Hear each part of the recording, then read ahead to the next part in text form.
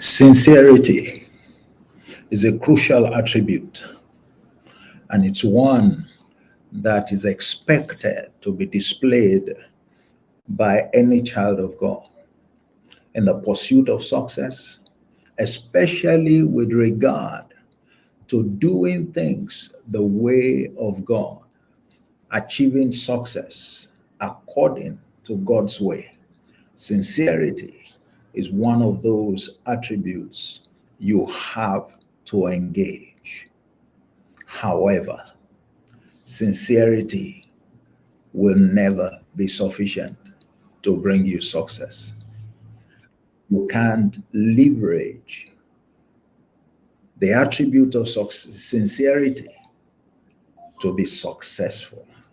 You need much more than that. You need much, much more than that. And so, with that, welcome to Licensed to Succeed. On Licensed to Succeed, we focus on God's idea of success and God's way of achieving it, insisting that the way you achieve success is as important as your claim to success itself, as the evidence of success that you hold.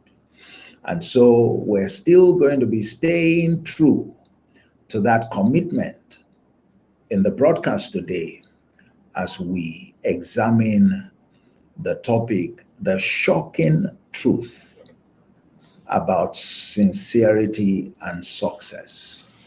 The shocking truth about sincerity and success. And like you would have seen in that thumbnail, I said, avoid being sincerely wrong. And that's really the center of the truth of the relationship between sincerity and success.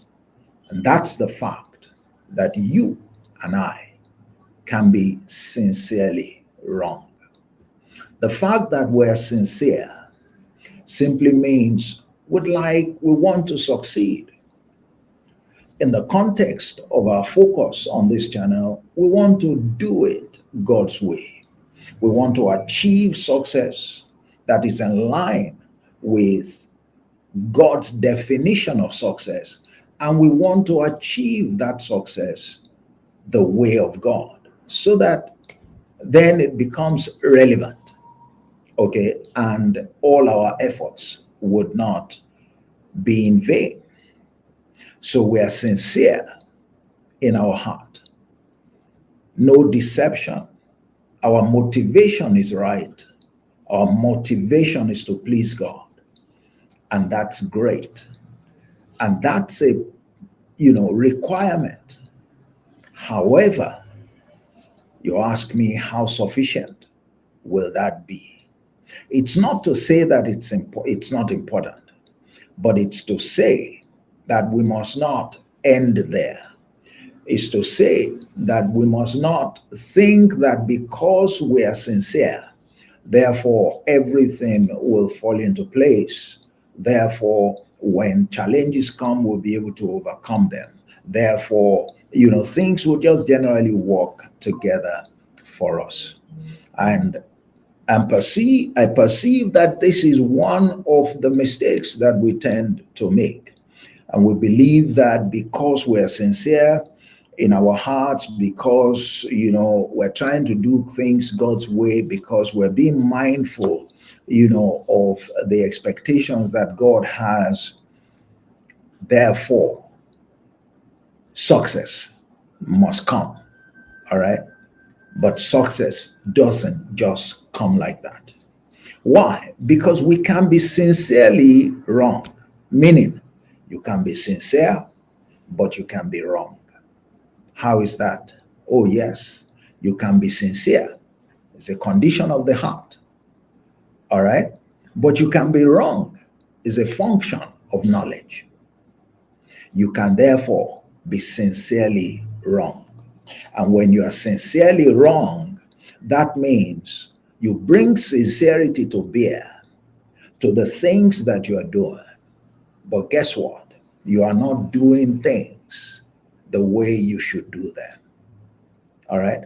As sincere as you may be, you are not following principles. You are not following process. Sincerity will not replace principle, will not replace process in the pursuit of success. So if you neglect process, if you neglect principle, how and you come to your pursuit with a great dose of sincerity of heart, you will still struggle, falter, and most likely fail. And that will be a shame. But guess what? The Bible makes it clear to us. It said, it says, that they that know their God, they shall be strong and they shall do exploits. Okay? So it didn't say they that are sincere in their attitude towards their God. All right? It says they that know. Knowledge is the foundation. People are not destroyed for lack of sincerity. They are destroyed for lack of knowledge. Sincerity will never replace knowledge. All right? Sincerity won't replace knowledge. But sincerity remains powerful. We must keep emphasizing that. You must be sincere. But guess what? Where do you deploy? To what do you deploy that heart of sincerity? If you want to leverage the power of sincerity, deploy it in seeking knowledge, deploy it in seeking the truth. At some point, Jesus was saying to his people what was going to happen to him, the challenges that he was going to face, the way he was going to be treated, including the fact that he was going to die. But on the third day, he would rise up again. And Peter, I don't know whether it was on behalf of himself or on behalf of his colleagues, as he would often do, now pulled Jesus aside and began to scold him and say, no, stop saying that. You're not going to die. You're not going to, be afflicted. Why are you just thinking all these negative thoughts? No, far be it from you for those things to happen to you. And Jesus' response must have shocked him, because he then looked at him and spoke beyond him. And I know why I'm saying that. And he said to him, get thee behind me, Satan. So he was speaking to Peter in a sense, and he wasn't speaking to Peter because he knew that some other force was at work in Peter, and Peter didn't know it. All right. But what's the point here? Peter was sincere in his heart. I mean, you hear your leader saying all of those things, they don't sound very nice. It just looks as though, why is he wishing himself evil? And, so you are tempted to try to help him out of that kind of mode. Perhaps that's the way Peter was looking at this. But his sincerity was misplaced. He wasn't working on the basis of knowledge.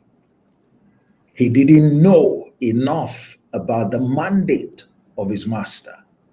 And yet, he was acting. And he felt that what he was doing was the right thing to do. But he was what? Sincerely wrong. Sincerely wrong. And being sincerely wrong can get you into trouble. It can get you into trouble. You can be sincere and still get into trouble. The same way that Peter virtually got into trouble. By the things that he said out of a sincere heart. Out of a sincere heart. But for the fact that his master was a lot more sensitive, some other person would have basically gotten rid of Peter from his team. That this guy is working against my mandate. So we can work together. All right? So we can work together. And that would have meant the end, for Peter, compared to what he became. You see, what he would have sacrificed, what being sincerely wrong would have cost him.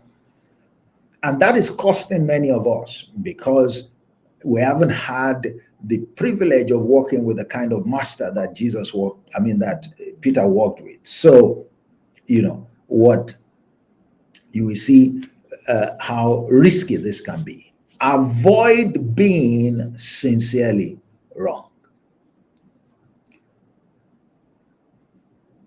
There is a way to channel your sincerity so that it doesn't get you into trouble. Sincerity is great and it is required, make no mistake about it, but it doesn't replace knowledge. It won't replace the truth. You have to know the truth in order to succeed. And part of the truth is that you seek or you pursue the truth or knowledge sincerely, with a sincere heart. With a sincere heart.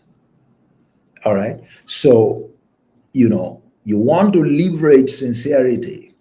What you must do is that you must pursue knowledge. You must be open to correction. All right? You must be open to correction. You must seek for how to get things done. All right? You must seek for how to get things done. Look at one of the consequences of, sincerity without knowledge. All right? If you look at, I think it's in, the book of Chronicles, Second Chronicles or so, when First Chronicles 13, when, David was bringing the ark, all right, back home, and he had prepared a place for the ark and all of that. And then at a point when they, arrived, at the threshing floor of Nacon, one of the people carrying the ark stumbled. Oh, one of the oxen stumbled, actually. First Chronicles 13 and verse 9. And Uzzah, all right, one of the people around the, ark, reached out his hand to steady the ark. Why did he do that? He felt the ark must not fall.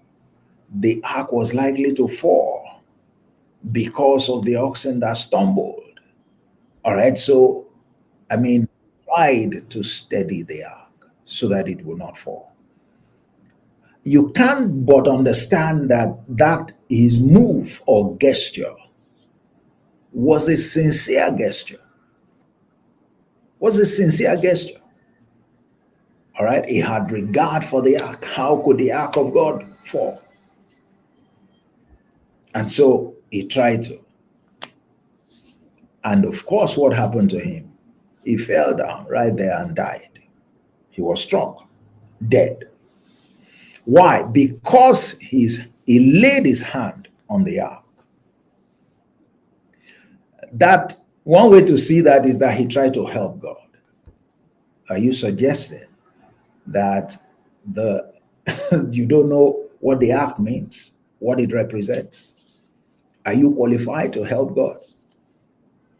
Are you one of those, who has been given the responsibility to attempt what you wanted to do? Sincere heart, but it was very wrong. And the consequence was disastrous. And it can be like that in your pursuit of success. It can be like that in your business. It can be like that at the place of work. See, don't a lot of people, now feel bad for themselves when sincerity works against them. It is not sincerity that worked against them. It is the fact that it was not backed by knowledge that works against them. Sincerity is not enough. It is a necessary requirement. It's not sufficient. You must engage sincerity on the platform of knowledge, on the platform of truth. Because when you are wrong, you are wrong. Sincerity notwithstanding. When you are wrong, you are wrong. Sincerity notwithstanding. But if you are truly sincere, go after knowledge. When you add knowledge to sincerity, that is power in operation. You enhance your ability to succeed in your pursuit. You enhance your ability to succeed in your pursuit.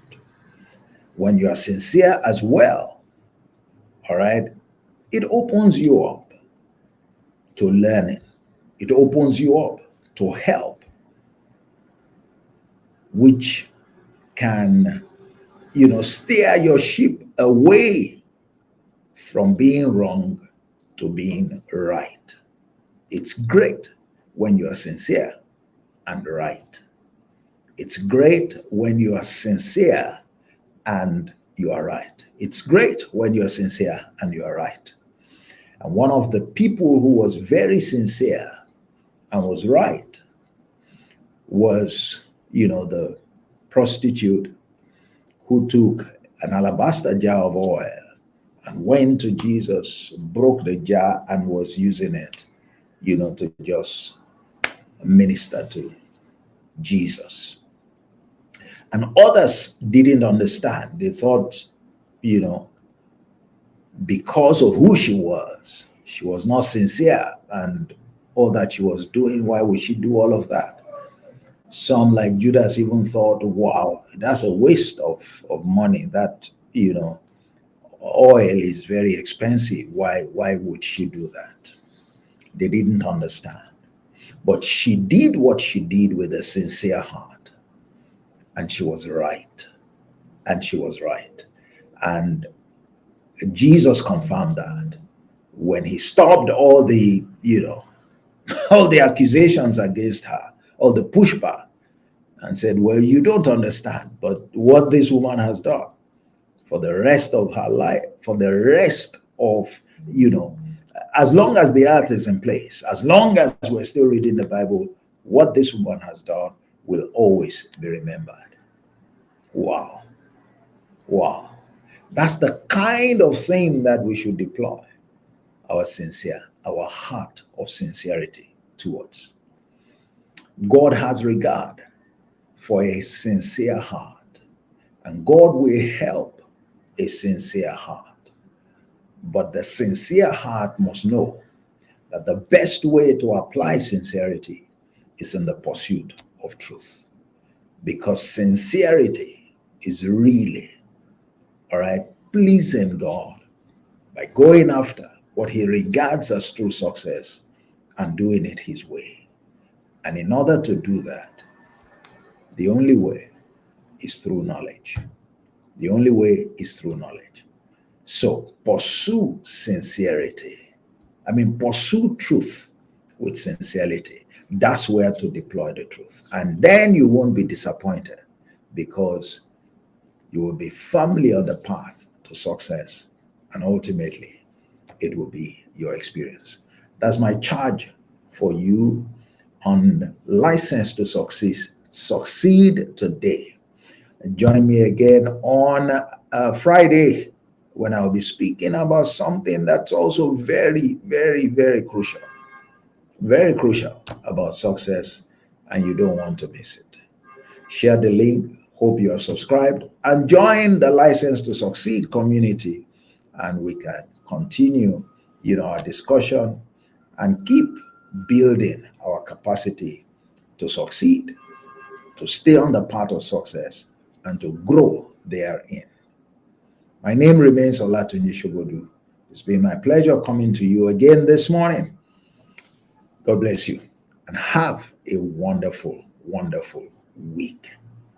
And avoid being sincerely wrong.